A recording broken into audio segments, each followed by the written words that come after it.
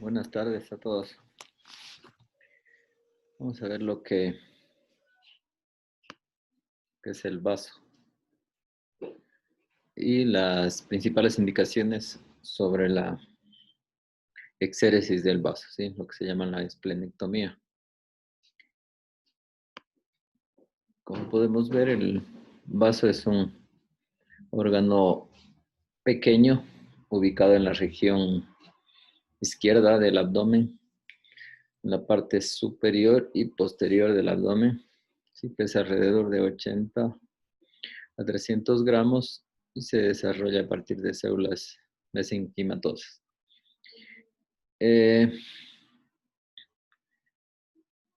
Al principio no se conocían las funciones de este órgano, pero luego se descubrió que era un órgano linfoide, ¿sí? Tenemos que al principio tenía funciones hematopoyéticas, ¿no es cierto?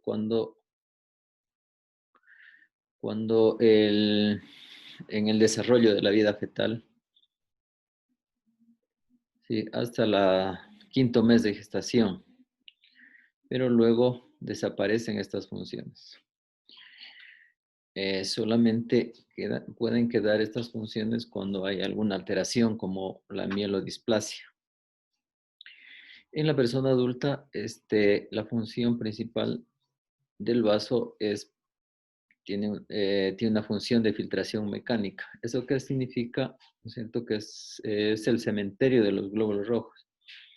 Entonces ahí llegan a morir prácticamente glóbulos rojos que estén en mal estado, ¿sí? Ya viejos, ¿no es cierto? Nosotros sabemos que más o menos viven estos glóbulos rojos alrededor de 120 días. Ya, cuando un glóbulo rojo está alterado, también puede ser sometido a esta filtración y dar origen a su muerte, ¿no es cierto? Que es lo que vamos a ver más adelante, que enfermedades provocan eh, la lisis de estos glóbulos rojos alterados, provocando anemias y posibles sangrados. Ya en cuanto a las funciones inmunitarias, ¿no es cierto? Se conoce que en el vaso existen las opsoninas como la properdina y la tufticina, ¿sí? También se ha descubierto que luego del exéresis del vaso, ¿no es cierto?, desaparecen estas funciones inmunitarias y por tanto el paciente está propenso a sufrir algunas infecciones. Esto es lo que se conoce como la infección post-esplenectomía. Sí, el paciente puede presentar meningitis, neumonía o bacteremia. Es por eso que luego vamos a hablar sobre esto, que este paciente debe recibir, ¿cierto?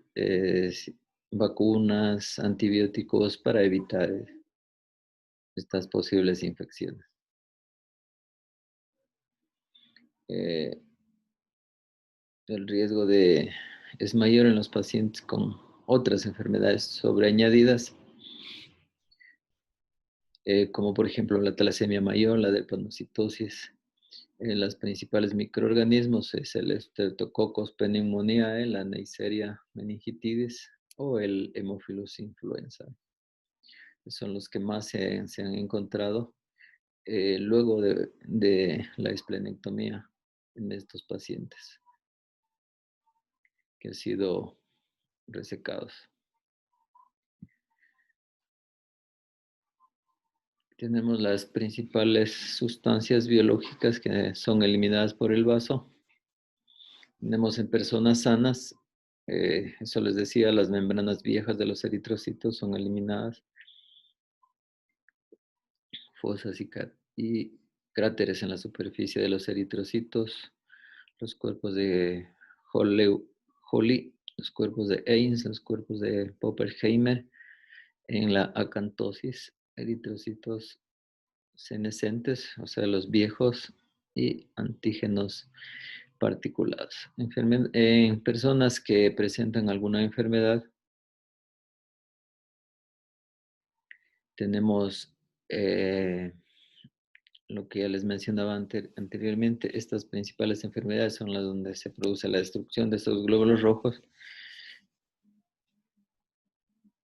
Es la esferocitosis, la drepanocitosis, los eritrocitos cubiertos con anticuerpos, cuando las plaquetas también están cubiertas por anticuerpos, leucocitos cubiertos por anticuerpos. Entonces, todas estas patologías pueden dar origen a una, depende de la serie celular, ¿no es cierto? Puede ser una anemia, una trombocitopenia o una leucopenia, respectivamente.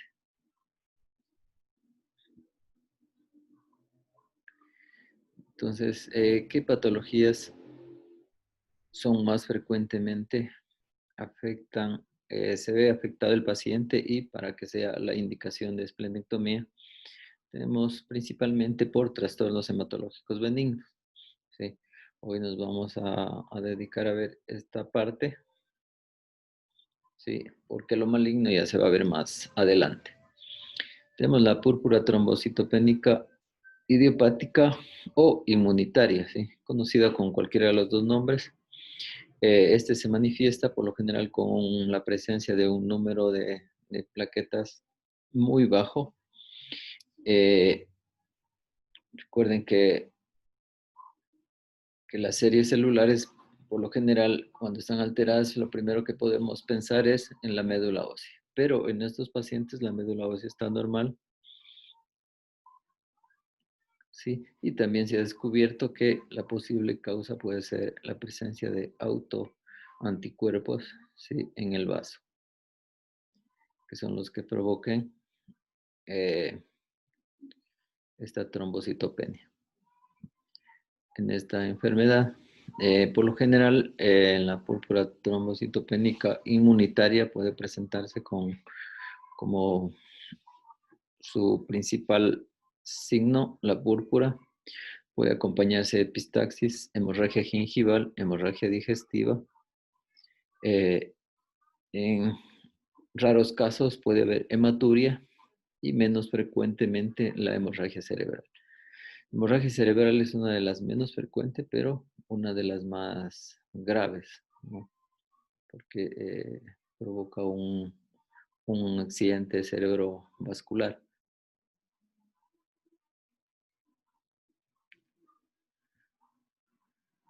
El diagnóstico diferencial de la púrpura trombocitopénica idiopática,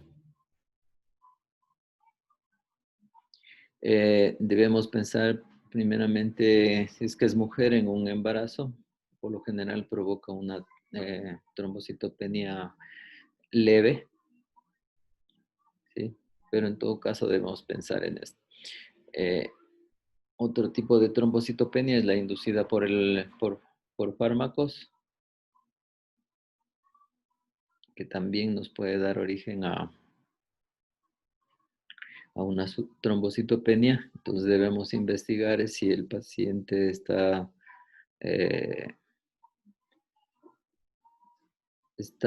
se está ingiriendo, ¿no es cierto? Está medicado por algún fármaco, ¿sí? Los más frecuentes que pueden provocar una trombocitopenia inducida por fármacos es la heparina, la quinidina, la quinina, las sulfamidas, incluso las sales de oro que son muy utilizadas en la artritis. También debemos diagnosticar con posibles infecciones víricas que esté atravesando el paciente, por ejemplo, el virus de la hepatitis C, el virus del VIH, el virus de Epstein-Barr, también pueden ser causas de trombocitopenia. Incluso de este virus de Epstein-Barr puede ser consecuencia o puede ser causante de un secuestro esplénico.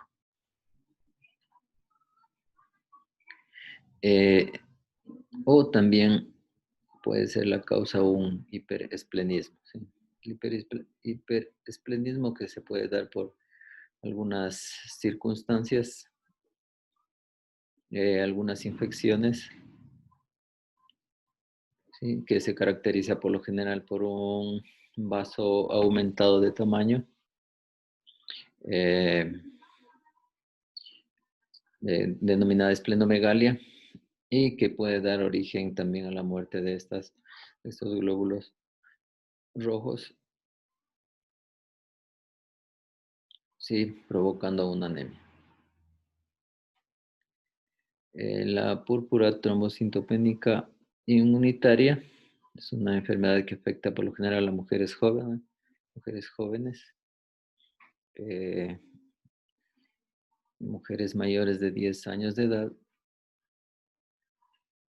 y el 70% de mujeres son menores de 40 años de edad. Esta trombocitopenia es de inicio repentino y por lo general es persistente. Entonces ahí debemos pensar ya en este tipo de patología. Tenemos otras causas de trombocitopenia: la mielodisplasia, la trombocitopenia congénita, la coagulación intravascular diseminada crónica, esto ya en pacientes más graves, o en enfermedades autoinmunitarias como el lupus eritematoso, ¿sí? O en tumores, por ejemplo en las leucemias linfocíticas.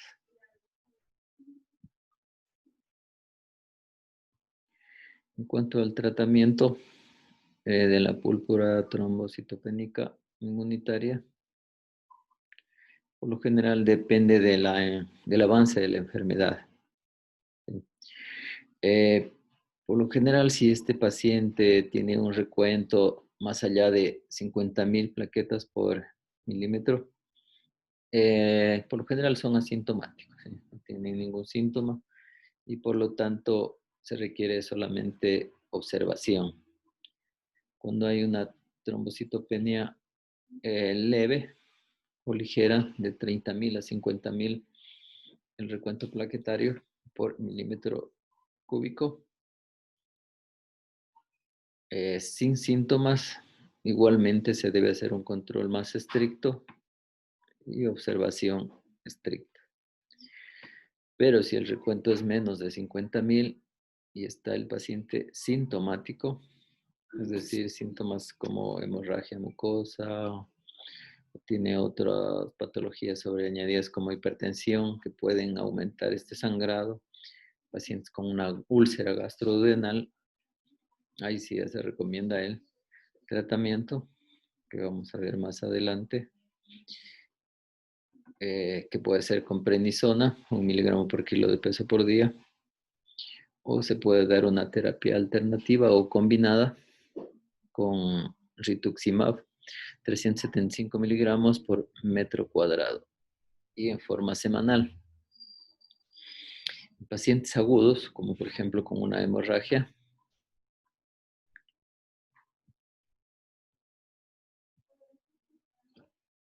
se puede administrar transfusiones de plaquetas, ¿no es cierto? Especialmente si las plaquetas ya han llegado menos a 20.000 por milímetro cúbico este recuento. Bueno, en pacientes resistentes al tratamiento médico, por lo general que tengan ya un recuento menor de 10.000 plaquetas por milímetro cúbico, se recomienda ya la esplenectomía. Siento que es a donde queríamos llegar. Antiguamente no existía el tratamiento médico, se sometía directamente a la esplenectomía. Pero ya con la aparición de estos fármacos, pues el tratamiento es un poco más expectante.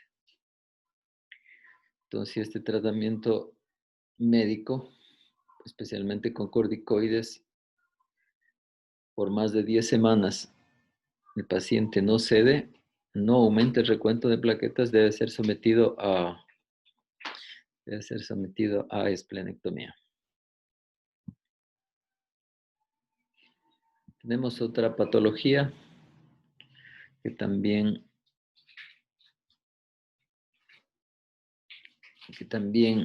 existe deformidad de los glóbulos rojos, ¿no es cierto? Es la esferocitosis hereditaria. ¿Sí? A ver, Anita, ¿sí está ahí? Darwin, Santiago,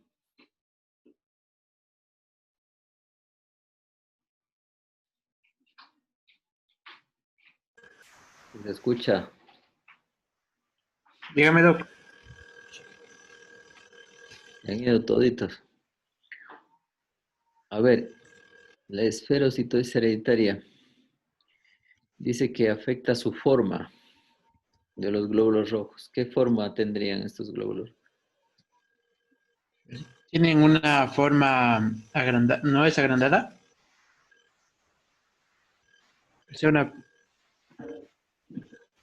O sea, su forma es irregular, tiene un contorno irregular. A ver, ¿cómo se llama la enfermedad que está ahí? A ver, está fácil. La esferocitosis. Ya es ferocitosis. Entonces, ¿cómo tendría la forma?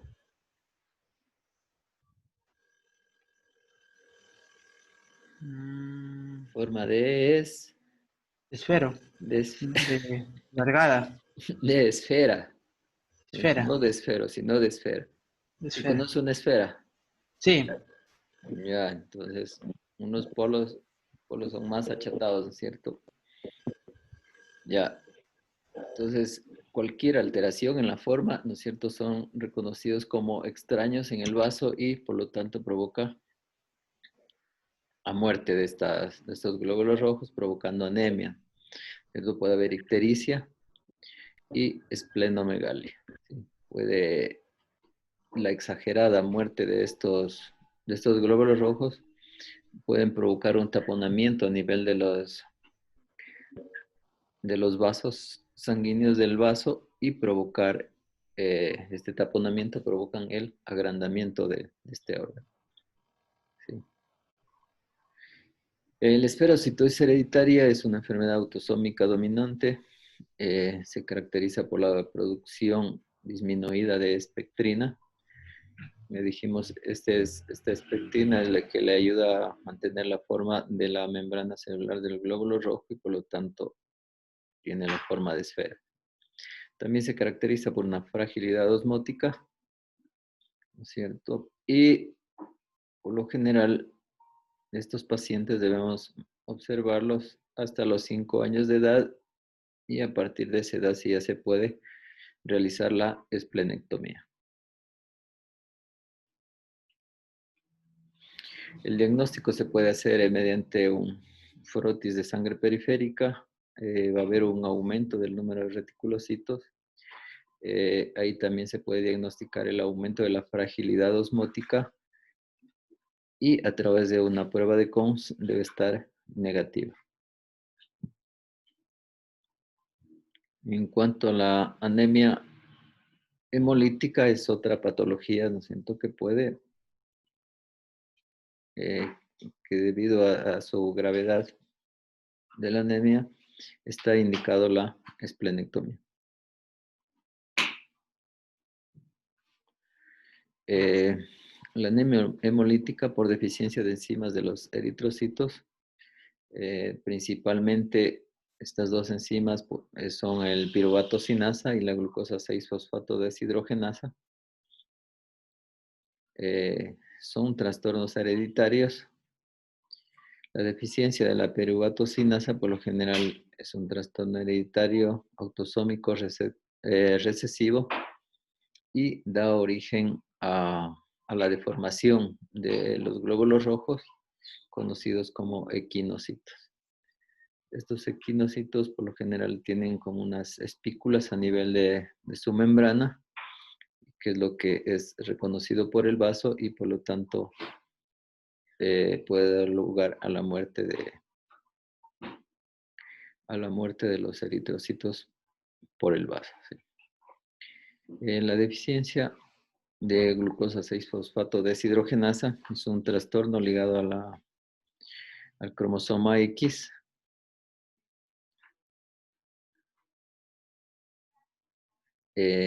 por lo general también provoca la alteración de los glóbulos rojos,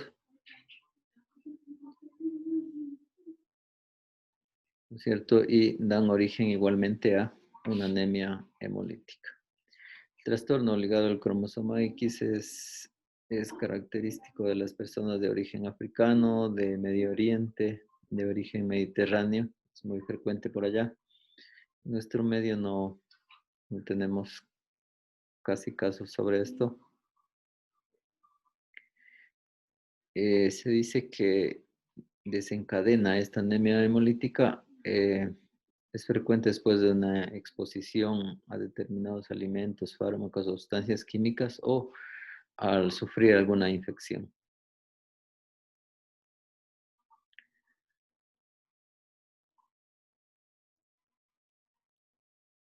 El tratamiento, ya dijimos anteriormente, es la esplenectomía. Igualmente en esta patología se recomienda realizar la esplenectomía hasta que cumpla los 5 años de edad.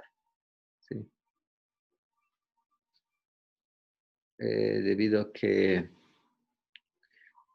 si se lo realiza la esplenectomía antes de esta edad, hay un mayor riesgo de sufrir la infección post-esplenectomía. Tenemos otra patología como las hemoglobinopatías. Eh, además de estos defectos anteriormente ya mencionados, ¿no es cierto?, por alteraciones de las membranas celulares o por deficiencia de enzimas, también pueden ser causas eh, de muerte globular por defectos en las moléculas de hemoglobina.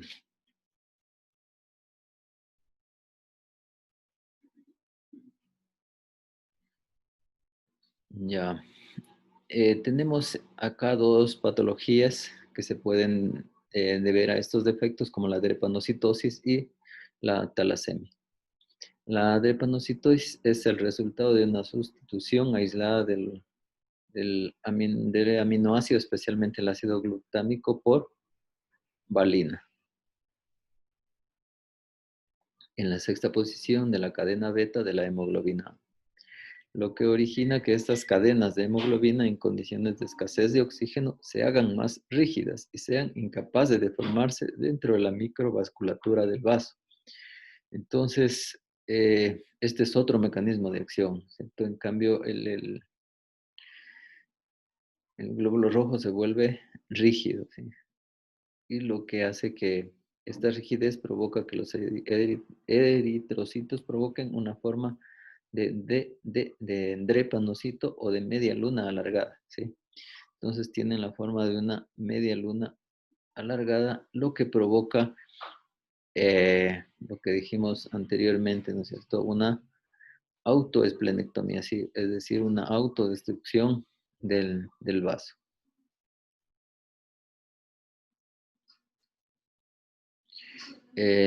La drepanocitosis se produce por herencia homocigota de la hemoglobina defectuosa, especialmente la hemoglobina S, aunque también puede formarse la drepanocitosis cuando la hemoglobina S se hereda con otras variedades de hemoglobina, como la hemoglobina C o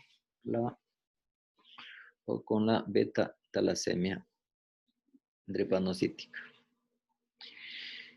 En cuanto a la talasemia,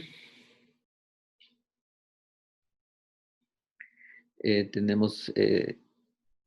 determinada por rasgos autosómicos dominantes y por lo general se debe a un defecto en la síntesis de hemoglobina.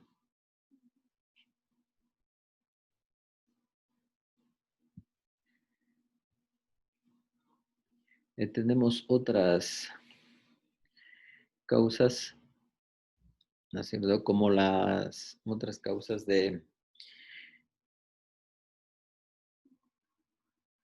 destrucción del vaso, por ejemplo, por tumores que dijimos, pero eso vamos a ver más adelante. sería motivo de otra causa. En cuanto al hiperesplenismo y el secuestro esplénico agudo, son trastornos que ponen en peligro la vida en los niños con talasemia o drepanocitosis. En estos trastornos puede producirse una esplenomegalia rápida que ocasiona el dolor intenso y que puede requerir múltiples transfusiones de sangre. También pueden verse afectados los niños con estas dos patologías, estas dos hemoglobinopatías, en pacientes que presenten asociados abscesos esplénicos. Sí, en cambio, un absceso ya se va a presentar con otra sintomatología típica de un absceso como fiebre, dolor abdominal, ¿sí? Y una esplenomegalia dolorosa.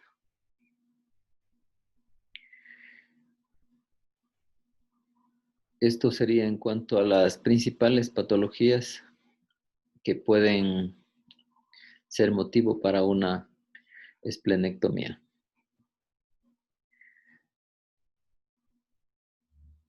La esplenectomía pues, puede realizarse por vía laparoscópica actualmente, por vía robótica o por vía abierta.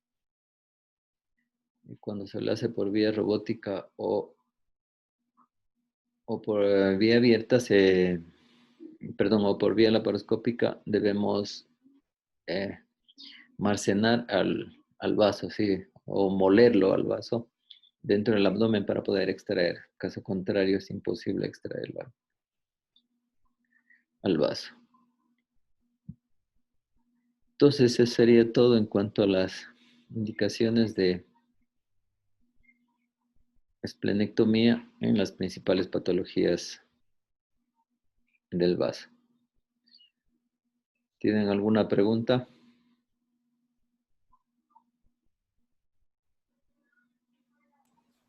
Doc, una pregunta.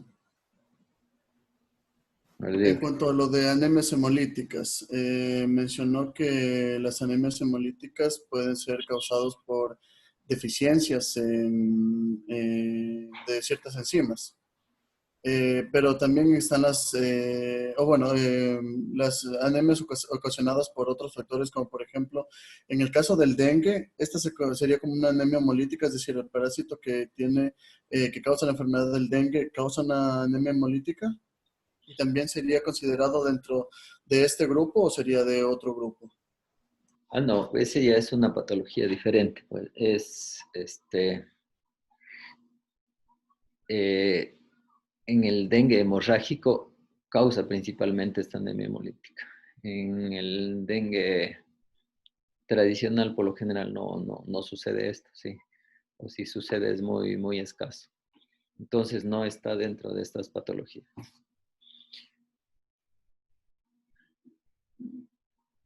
Y ahí Gracias. no estaría indicado la esplenectomía. En pacientes esplenectomizados es importante el tratamiento profiláctico. Sí, eso les decía que debido a que para evitar la infección post-esplenectomía, entonces está recomendada la inmunización con la vacuna neumocócica polivalente, la PPV23, o con la vacuna con polisacárido meningocócico y la vacuna de la Haemophilus influenzae tipo B. Conjugada, como les dije al principio, es uno de los principales agentes etiológicos que pueden provocar una infección. Por lo general se presentan a las 2 semanas luego de la esplenectomía. Entonces es importante inmunizar al paciente y también administrar antibióticos contra estos gérmenes. ¿Sí?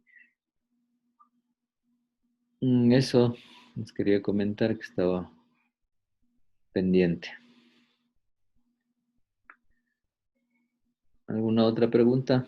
Si no, mañana continuaríamos con la clase presencial con Ana Carla. Doc, otra consultita.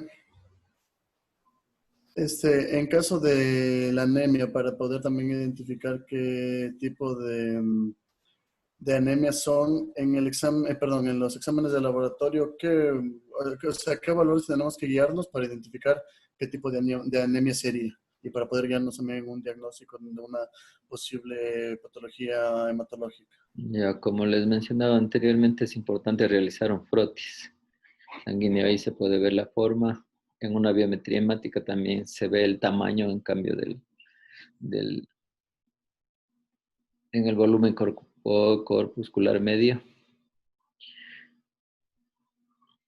En la biometría hemática también podemos determinar el recuento de leucocitos y de plaquetas, que también es importante para guiar el diagnóstico a, a qué tipo de patología pertenece.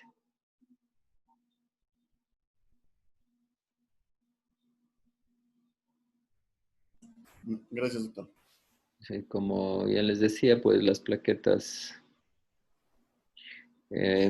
con más de 50.000 plaquetas por lo general no hay sintomatología, no hay ningún problema. En una anemia más allá de, por arriba de 7 tampoco hay problema y no está indicado hacer nada. Pero en pacientes que ya tengan anemia, plaquetopenia, menores a estos valores, pues ya va a tener sangrados también. La plaquetopenia menor a 10.000, por lo general es la que da síntomas. De 20 a 30.000 también puede dar síntomas, pero el ya más grave es menor a 10.000.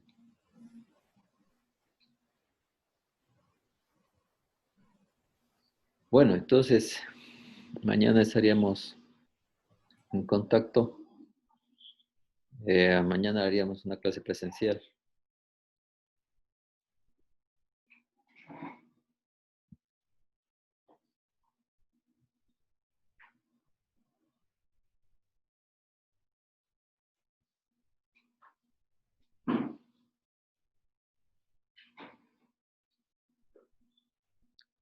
Hasta mañana. Entonces, pongan las cámaras para la foto de recuerdo.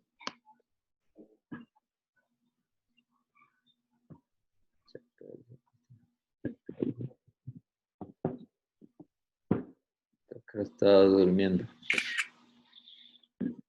Muy bien. Hasta mañana.